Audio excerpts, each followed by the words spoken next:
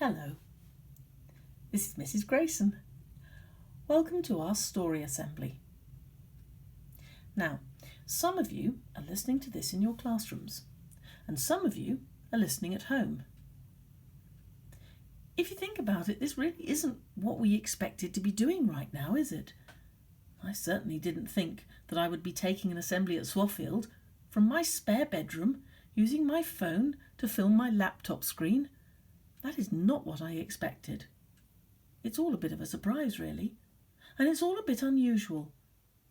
The truth is, though, life can often take you to situations you were not expecting, and life isn't about never being surprised or confused or disappointed.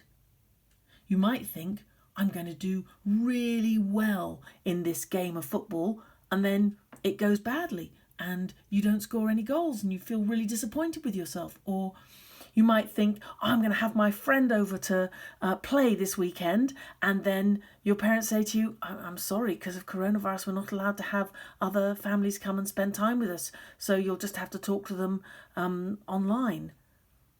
These things are not always expected, and they're not always nice, and they can be quite hard to deal with. So, the question isn't, how do we avoid unexpected things happening? Because unexpected things will happen. That is the very nature of life. The question is, what do we do? How do we deal with it?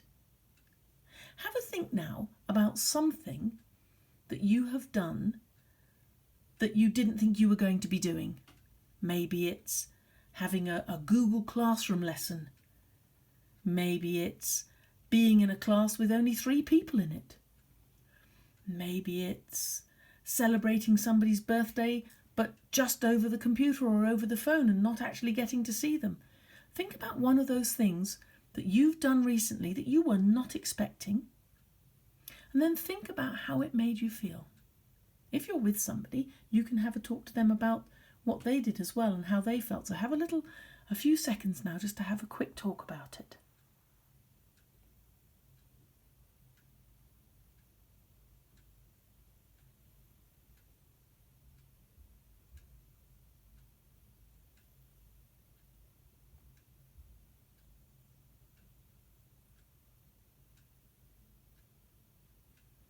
Okay, 5, 4, 3, 2, 1. So, now you've got something in your head that you were not expecting to be doing this term, that suddenly has turned out you are doing it. Keep that in mind while we have a look at this story. This story is called Who Moved My Cheese? It's all about unexpected things happening and how different people deal with unexpected things happening. And it shows 2 different ways of dealing with those unexpected things. So while you're listening to the story, have a think of these 2 different groups. Which one would you follow? And which idea is the easiest? Which would be the best solution? Which has the best outcome? If it's a good result, was it a good idea to do that, or should they have done something differently? And also have a think about, who moved my cheese? Is this really a story about cheese? Maybe the cheese represents something else. Maybe it's standing for something. What could the cheese in this story be standing for? So have a think about all of that. And now we'll have our story. Who moved my cheese? So, by the way, I better tell you, this is a picture of a maze. Now that's important because there's a maze in the story. Can you see this person standing in the middle of the maze? They can't see over the hedges, so they can't really see their way out. They can't work out which path to go down to find their way to the exit, because some of the paths, can you see the one just on the right at the bottom of the picture? It ends in a dead end. If you go down there, you're just going to be standing in front of a hedge. That's not going to get you to the exit. So, this is a maze. It's a sort of a game. And it's an enjoyable thing to try and work out what's the right way to go. Good. We know what a maze is, so we can get on with our story. Who moved my cheese? There was once a scientist, And this scientist decided to do an experiment. An experiment with an enormous mountain of cheese. Here's what he did. He took 2 teeny tiny people and 2 mice. Now you can see from this picture that the mice and the people are about the same size, so you're just going to have to go with me on this. They were the same size, okay? The scientist had found these teeny tiny people and these giant mice, and it was all, there you are, right. He decided to put the teeny tiny people and the mice into a maze. There they are in the maze, ready to go. But he also put something very important in the maze. He put a great big mountain of cheese. And he put it in one particular place in the maze. And once the people and the mice had found it, well, they were pretty happy. They could eat cheese every day, as much as they wanted until their tummies were full. They were very happy.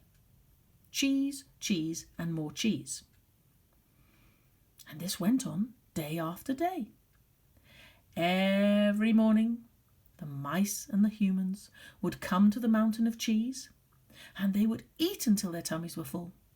And then they would go off, wander about the maze for the rest of the day, and then go to sleep. And when they woke up in the morning, they would go back to that same place, and there would be the mountain of cheese just as it had been the day before. And the mice and the humans were very, very happy. That cheese was always there. It felt like a promise, though nobody had said anything to them, but they always found the cheese in the same place. So they knew it would be there, and they never worried when they went to sleep at night, because they knew there would be cheese for breakfast, and cheese for lunch, and cheese for dinner. And then one day, the scientist did something. He moved the cheese. What do you think is going to happen? Let's see. The mice went to the place where the cheese always was, and of course it wasn't there. And they looked at each other, and they thought, well, we better go and find some more cheese. And off they ran to search for the cheese. The humans did not react in the same way. When they came to the place where the cheese had always been, and there was no cheese, they became very upset. "Who moved my cheese?" they said to each other. "My cheese is always here. I was promised cheese. I'm sure I'm meant to have cheese. It's my right to have cheese. Who moved my cheese?" The mice by this time had found the mountain of cheese in a different place in the maze, and they were very happy. They were eating the cheese, and they thought, well, this is great, and if it's not here tomorrow, we'll go and find where the scientist has put it. No problem. The mice were fine. The humans were not fine. "Who moved my cheese? It's my cheese! You can't move my cheese! I demand cheese!" And they got angrier and angrier and angrier. "Who moved my cheese? Who moved my cheese?" Oh dear. And there they sat, being angry and crying and stamping their feet and demanding cheese, and all the time getting hungrier and hungrier and hungrier. Now, this is a nice story, so you will be glad to know that the scientist decided to help the people, and he picked them up and he took them to where the cheese was in the maze, and then they could fill their tummies and be very happy, and that was much better. So you'll be glad to know that everybody lived happily ever after. So that's the story. What can you think of as a situation in your own life where something didn't turn out how you thought it would? What did you do? How did you feel? Can you see how it might be a bit like the mice who went, "Oh well, things have changed, I'd better go and find something good elsewhere"? Or Was your reaction a bit more like the humans who got really upset and felt they'd been cheated and tricked and it wasn't fair? And does that sound a bit more familiar? Most importantly, what could you have done differently? Have a talk to the person next to you for a few seconds about those situations you talked about earlier. What could you have done differently to make things turn out better? Have a little chat.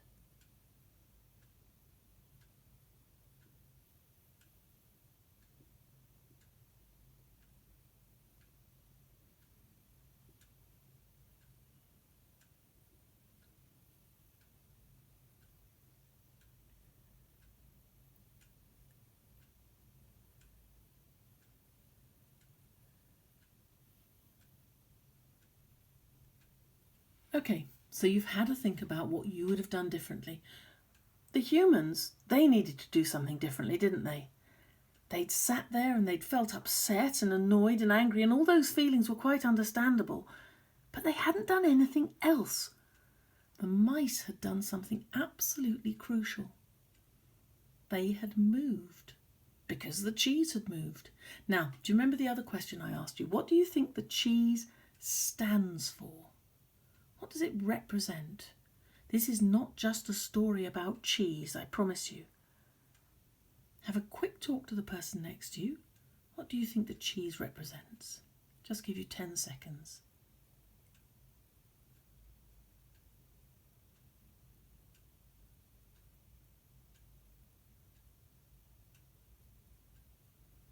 Okay, 5, 4, 3, 2, 1. To me, cheese represents whatever it is you want. And maybe that's scoring a goal in football, or getting to play with your friends, or growing up to be an astronaut, or, I don't know, 100,000 different things. For instance, when I was younger, not as young as you, but when I was about 18, I wanted to be an opera singer, and I went to music college and studied opera and performed in operas, and that's what I was going to do. But then things in my life changed, and it turned out being an opera singer wasn't going to work for me. So my cheese moved. My dream of being an opera singer changed. And I've ended up being a teacher. And I have to tell you, I absolutely love it. But if you'd asked me when I was 18, is that what you want to do? I'd have said, no, I want to be an opera singer. Now, if I'd been like those humans sitting in the corner going, who moved my cheese? I could have spent the rest of my life going, but I want to be an opera singer. Instead of going and finding something else that made me really, really happy. So remember, it's all right to be upset when things are a bit different and unexpected. But don't get stuck there. Don't be like the humans sitting in the maze going, who moved my cheese? It's just not worth it. See you next time.